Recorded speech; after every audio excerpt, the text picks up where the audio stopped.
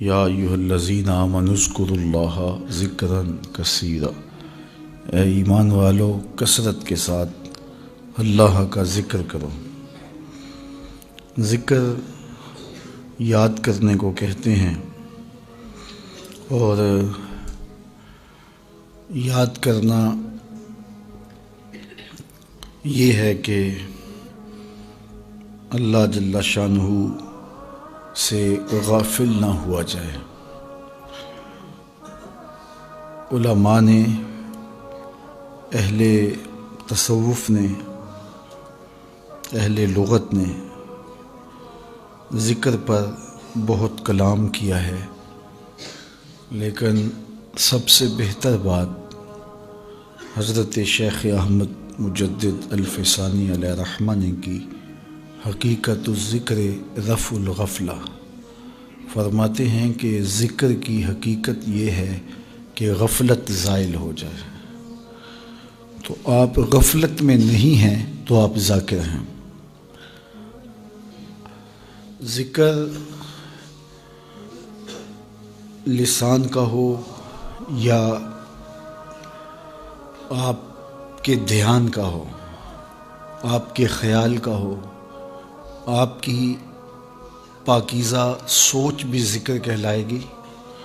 کسی دکھی کی مدد کرنے میں آپ مصروف ہوں گے تو وہ بھی کیفیت ذکر ہوگی۔ قرآن مجید کی تلاوت بھی ایک ذکر ہے۔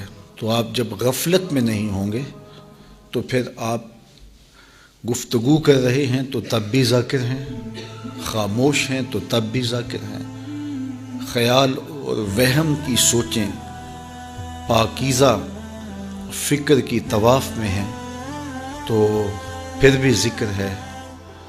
آپ اللہ کی قدرت کو، اس کے عجائب کو دیکھ رہے ہیں تو پھر بھی ذکر ہے۔ آپ کی سوچیں، آپ کے وہم، آپ کے خیالات سب کچھ ذکر کے زمرے میں آئیں گے جب رفع غفلت ہو جائے گی۔ تو غفلت نہ ہو تو کیفیت ذکر ہے، اور غفلت ہو تو زبان ذاکر بھی ہو، بول رہی ہو تو وہ ذکر نہیں ہے۔ دل آپ کا اللہ کی یاد سے غافل ہے اور زبان سے اللہ اللہ بھی کر رہے ہیں تو ذاکر نہیں ہوں گے۔ جس طرح کہ فرمایا گیا کہ کھیلتے ہوئے دل کی دعا اللہ قبول نہیں کرتا۔ کھیلتا ہوا دل کیا ہے؟ کہ آپ کی زبان دعا مانگ رہی ہو اور دل کہیں اور گیا ہو، دل میں کوئی اور خیال چل رہے ہوں، دل کی تمنائیں اور دل کی تڑپ کچھ اور ہو، اور آپ روٹین سے جھوم بھی رہے ہیں، اللہ اللہ بھی کر رہے ہیں اور دعا بھی مانگ رہے ہیں، دعا چل رہی ہے، آپ بولتے جا رہے ہیں، لیکن دل آپ کا کہیں اور کھیل رہا ہے، سوچیں کہیں اور ہیں۔ جس کو کہتے ہیں قلب لاہن، کھیلنے والا دل۔ تو کھیلنے والے دل کی دعا اللہ قبول نہیں کرتا۔ وہ اس شخص کی دعا قبول کرتا ہے جس کی زبان بھی بولتی ہے تو ساتھ دل بھی بولتا ہے، دل بھی ان لفظوں کے پیچھے کھڑا ہے، اور پاکیزہ فکری اور قلب سے غفلت کا اٹھ جانا، یہ وہ حقیقت کا نور ہے جو اللہ اہل ایمان کو دیتا ہے۔ آپ کو کیسے پتہ چلے گا کہ میرے دل میں نور پیدا ہو رہا ہے؟ تو اس کا طریقہ یہ ہے کہ آپ کے دل میں نیکی کے لیے رغبت پیدا ہونا شروع ہو جائے گی، اور گناہ سے نفرت پیدا ہونا شروع ہو جائے گی۔ ہم گناہ سے رکتے تو ہیں، لیکن ایک کھچاؤ ضرور ہوتا ہے گناہ کی طرف۔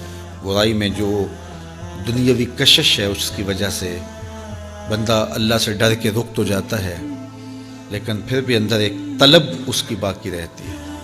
اس طرح نیکی کرتا تو ہے بندہ، لیکن بعض کا اپنے آپ کو کھینچ کے لے جا رہا ہوتا ہے۔ لیکن جب اس ذکر کی کثرت کریں گے تو اس کا نتیجہ یہ ہوگا کہ نیکی کی طرف فطری رغبت پیدا ہو جائے گی اور گناہ سے نفرت ہونا شروع ہو جائے گی۔